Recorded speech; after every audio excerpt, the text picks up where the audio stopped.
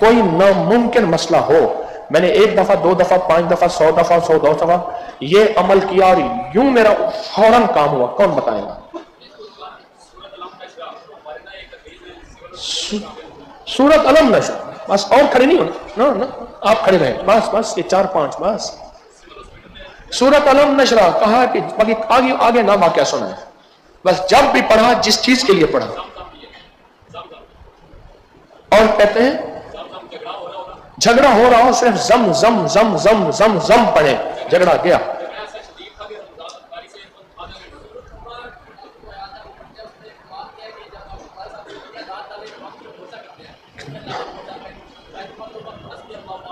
کہنے کہ سورۃ توبہ کی آخری 2 آیات ہیں، میں نے جب بھی پڑھی میرے کام ہوگا، جب بھی پڑھی کام ہوگا.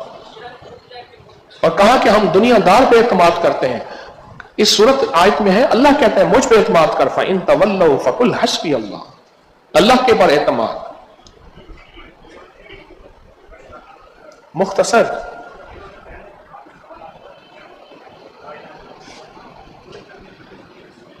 کہا کہ میں نے انہیں کلمہ پڑھنے کا بتایا، کلمہ، اور ان کا مسئلہ اٹکا ہوا تھا 4.5 لاکھ کا، اور چند دنوں میں اللہ نے حل کر دیا. جی کہتے ہیں صلاۃ و تسبیح جب پڑھی ہے، جس مقصد کے لیے پڑھی ہے، جب بھی پڑھی ہے ایسے نشانے پہ لگا ہے اور اللہ نے میرا کام بنا دیا ہے. جی ہاں جی علم نشرہ جب بھی پڑھی، ٹریفک کا مسئلہ. آپ بتائیں، آپ کھڑے ہوئے تھے پیچھے ایک ساتھ، آپ بیٹھ جائیں. ہاں جی والد صاحب کی ٹانگ کٹنے لگی تھی، کیا؟ شوگر کی وجہ سے. 2 نفل پڑھ کے صدقہ کیا، ٹانگ کٹنے سے بچ گئے. یاد رکھیے گا امت کو وہ خیریں دے دیں جس سے امت کو نفع ہو. باقی آپ ہر دور میں نبوت کے نام ماننے والے بھی ملیں گے، خدا کے نام ماننے والے ملیں گے. آج بھی نبی کے نام ماننے والے ہیں یا نہیں ہیں؟ اور رب کے نام ماننے والے ہیں. نہ کہیں سے ٹکرانا ہے، نہ ہم نے گھبرانا ہے، نہ الجھنا ہے. یہ زندگی کی سچی راہیں آپ کو تسبیح خانہ دے رہا ہے، یہ زندگی کے سچے راستے آپ کو تسبیح خانہ دے رہا ہے. ان زندگی کی سچی راہوں اور سچے راستوں میں تسبیح خانے کا راستہ لے کر چلتے جانا ہے، اپنی نسلوں کو اس پہ لگاتے جانا ہے، اور اپنی نسلوں کو اس پہ چلاتے چلاتے زندگی کا سفر ایسا طے ہو کہ نسلیں باکمال ہو جائیں، نسلیں بے مثال ہو جائیں، اور نسلوں کے مسائل اور مشکلات حل ہو جائیں. بولے یہ زندگی کا سفر جاری رہے گا. اور آپ کے پاس جو وظائف تسبیحات ذکر تسبیح خانے نے دی ہیں، یقین کی دنیا سے کیجیے گا، اعتماد کی دنیا سے کیجیے گا. کبھی بے یقینی نہ ہو، کبھی بے اعتمادی نہ ہو. اللہ کے ہاں یقین کی کیفیت ہے، اللہ کے ہاں یقین کی طاقت ہے. اور جتنا یقین ہوگا اور جتنا اعتماد ہوگا اتنا زیادہ اللہ کے ہاں اس کی قیمت ہوگی، اللہ کے ہاں اس کی قیمت ہوگی. 2 رکعتوں کے درمیان استغفار 3 دفعہ پڑھتے ہوئے اٹھا کریں. جو دعا مانگے کہ قبول ہو جائے گی. تراویح کی 2 رکعتوں کے درمیان اور تراویح کی 4 رکعت کے درمیان مختلف دعائیں ہیں. ان میں ایک دعا ایاک نعبد و ایاک نستعین ہے. دل کے گہرائیوں سے پڑھیں، جو دعا مانگے کہ قبول ہوگی، جو دعا مانگے. ایک سامنے میرے پاس آئے، پڑھے لکھے ناواقف تھے، دنیا کی چند ڈگریاں تھیں، روحانیت کی دنیا سے ناواقف تھے، اور مجھ سے کہنے لگے کہ ان وظیفوں سے کیا ہوتا ہے، ان پھونکوں سے کیا ہوتا ہے، ان چیزوں نے آپ نے لوگوں کو کہاں لگایا ہوا ہے. اور بلکہ وہ کچھ نازیبا الفاظ استعمال کر رہے تھے. اچھا 1-2 بار آئے، بحث کی، مجھے پتہ چلا کہ آج بھی وہ آ رہے ہیں اور ان کا مزاج میں یہی بحث ہے، اور وہ اپنے آپ کو دنیا کا آخری افلاطون سمجھتے ہیں. میں نے ایک لاہوری جوان کو پہلے سے تیار کر کے رکھا ہوا تھا، پوری اس کی ترتیب اس کو سمجھا دی تھی. وہ آیا، اس نے آیا اور آتے ہی ایک کہانی شروع کر دیا، کیا آپ نے لوگوں کو ڈگڈگی پہ نچا رہے ہیں، یہ لفظ کہتا تھا. اس سے بھی اگلے گھٹیا بہت گندے لفظ استعمال کرتا تھا، زبان اس کی بہت زیادہ کمزور تھی، میں یہی لفظ کہہ سکتا ہوں. وہ جوان آیا، باتیں کر رہے تھے، ہم باتیں کرتے ہیں نا، اس کو ایسے پھونک مار کے چلا گیا. اس نے ایسے دیکھا، میں نے کہا چھوڑے اب بات کریں مجھ سے. اس نے بات شروع کر دی. تھوڑی دیر کے بعد وہ جوان پھر اچانک ایسے پھونک مار کے اس کو چلا گیا.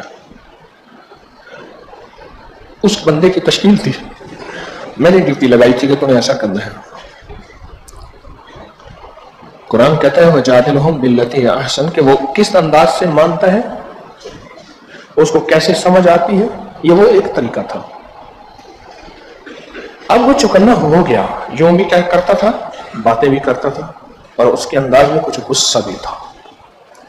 وہ لاہوریا بھی بڑا شاطر تھا، چلاک تھا۔ وہ پھر آنکھ بچا کے آیا، ایسے کر کے گیا، باس اب تو جناب یہ کیا بدتمیزی ہے۔ میں نے کہا کوئی بات نہیں، وہ پھونک ماری ہے، اسے کیا ہے، کچھ بھی نہیں ہوتا، کیا آپ نے اسے غصہ، اپنا موضوع آپ بھول گیا، اب پھونک کا اثر شروع ہو گیا۔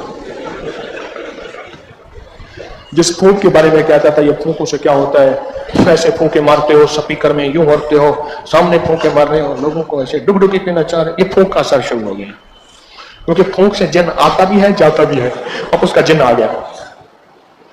اب وہ پورا چوکنا تھا کہ آئے اور اس بندے کو پکڑ کے میں کوئی طبیعت اس کی ٹھیک کروں، جوان کی۔ جوان نے وقفہ دیا، سونا وقفہ دیا، بہترین وقفہ دیا، اور میں نے اس کو باتوں میں کر رہا تھا، لگایا، جوان پھرا، اس نے اسے پھونک ماری اور اس کے پیچھے بھاگ رہا، میں اس کی ٹانگ سے پکڑا، میں کہا بیٹھ اب مجھ سے بات کر، یہ تیرے سارے سوالوں کا جواب ہے۔ کیسے؟ میں نے کہا تو کہتا ہے پھونک سے کچھ نہیں ہوتا، کیا ہوا ہے؟ آگ لگ گئی ہے، چہرہ سرخ ہو گیا ہے، منہ سے تھوکے اور جھاگ نکل رہی ہے، گالیاں آنی شروع ہو گئی ہیں۔ جس طرح پھونکوں سے جن آتا ہے، یہ جن آیا ہے، اس طرح جاتا بھی ہے۔ اور پھر میں نے کہا ایک بات یاد رکھیں آپ، یہ ابھی اس نے پھونک ماری ہے، جب کلام الہی پڑھ کے پھونک مارتے ہیں پھر تاثیر کلام کی ہوتی ہے، بندے کی نہیں ہوتی۔ کلام پھر تاثیر کلام کی ہوتی ہے، اللہ کے نام کی ہوتی ہے، بندے کی نہیں ہوتی۔ ہوا اصل میں یہ ہے، کچھ ہوا یہ ہے کہ پیری فقیری کے نام پہ جو شرک اور بدعت کی کہانی شروع ہوئی ہے، اس کی وجہ سے ایک اور دوسرا اس علم کے نہ ہونے کی وجہ سے، یعنی ایک بندے کا یہ شعبہ ہی نہیں ہے اور وہ منہ شگافیاں کر رہا ہے بیٹھا، یہ حلال ہے، یہ حرام ہے، یہ جائز ہے، یہ ناجائز ہے۔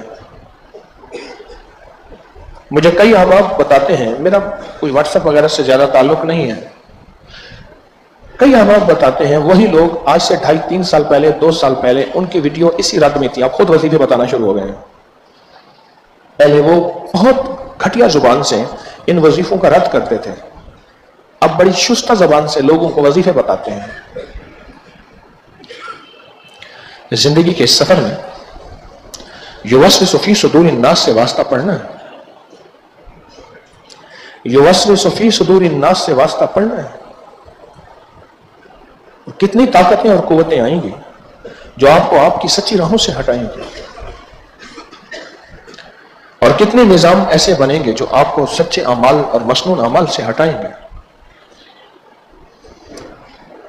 ایک بزرگ تھے صوفی عبداللہ صاحب رحمۃ اللہ علیہ، فرماتے تھے توحید اندر کی بھوک ہے اور تصوف اندر کی پیاس ہے، فرمایا کہیں توحید کے نام پہ اپنی زبان کو بے ادب نہ کر بیٹھنا، کہیں توحید کے نام پہ اپنی زبان کو بے ادب نہ کرنا، اللہ والوں کے بارے میں، اللہ والوں کے ان معمولات اور تسبیحات اور ذکر کے بارے میں ہماری زبانیں بے ادب ہو جائیں، ہماری زبانیں گستاخ ہو جائیں۔